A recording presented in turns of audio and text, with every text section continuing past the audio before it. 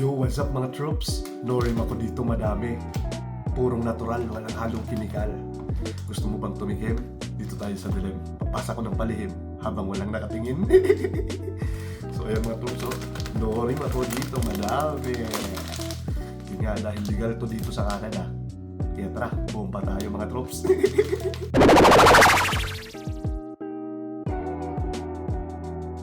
Siyempre, joke lang yun.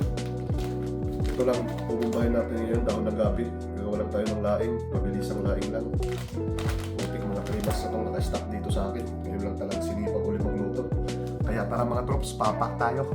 Ayun nga mga troops, ito magluluto ako ng laing ngayon. Tapos unang gagawin ko ay ito, magpiprito lang ako ng dilis. As in prito lang, deep fry lang, hindi yung lalagyan ko pa ng ibang flavor. Kasi ito yung isasahog ko mamaya sa laing. Syempre para may kick ng crispy dilis yung ating laing. Hindi rin kasi ako gagamit ng baboy ngayon kasi bibigyan ko yung tropa ko dito sa baba. Tapos ayun nga, hindi siya kumakain ng baboy kaya ayun, tong dilis yung gagamitin ko. Tapos ito na nga mga troops, ito magpapakulo lang ako dito ng tubig. Tapos dito ko ihuhulog itong dahon ng gabi natin. Bali pakukuluan ko muna siya para lumambot siya kaagad. Tapos pagkakulo ay pipigain ko naman para lumabas yung mga tubig dito. Ganito yung proseso namin sa probinsya, pantanggal daw ng kate ng gabi.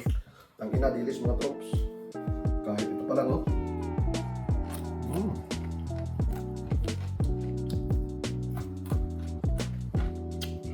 Tangina, solve na dito pa lang.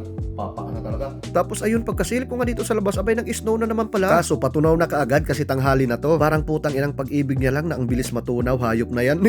Ayun nga mga troops, hindi pa masyadong namumuti dito sa Kamloops, hindi pa kasi masyadong nag-snow pero malamig na. Yan, malapit nang mamuti dito yung kapaligiran. Ma-feel kaya dito sa Kamloops ang White Christmas ngayon. Last year kasi hindi feel yung White Christmas, wala kasing snow nung Pasko. Tapos ito na mga troops, yung pinakuluan nating makating gabi, hindi ko na nga binantayan to kasi kahit anong bantay pa dyan, kung magluloko talaga yung hayop na yan.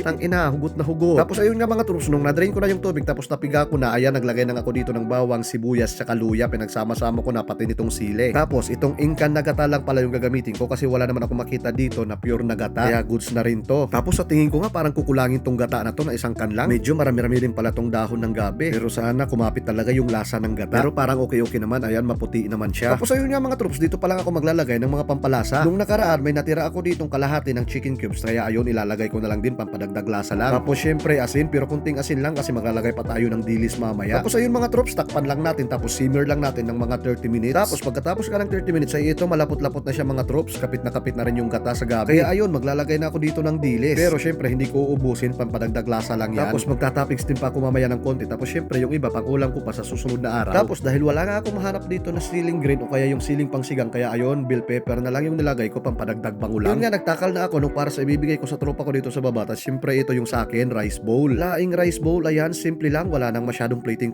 Medyo tinatamad na naman kasi. Tinatamad na nagmamadali kasi papasok pa sa trabaho. Kaya ayan, goods na yan mga troops. Kaya tara, papa na. Yun nga mga troops, ito na, papa na tayo mga troops. Ito na yung ating laing with dilis. Simpleng luto lang. Hindi siya yung typical na laing na natitikman yung proseso ng pagluluto. Pero ito kasi yung kasanayan naming luto sa probinsya.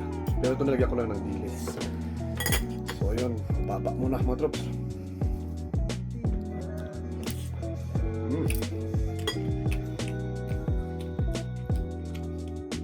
Ayos ah.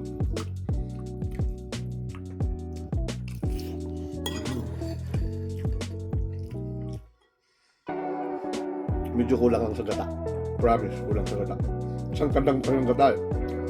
Siyempre, hindi pwedeng puri-puri lahat natin ang gawa natin. Hindi lahat pwedeng sabihin, oh, sarap ng gawa ko ah. Siyempre, sabihin din natin kung anong pagkukulang, anong kulang, anong mali. Ito, kulang sa gata. Yun nga mga troops, habang kumakain nga ako ay nadala ko sa pinapanood kong music video dito, kaya ayun, napasabay ang hayop. Balikan man ang hirap, luhat lahat.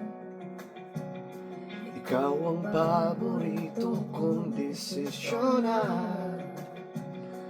Paligiran ng ingay at ng gulo. Ko pagpapalit, ngiti mo sa mundo.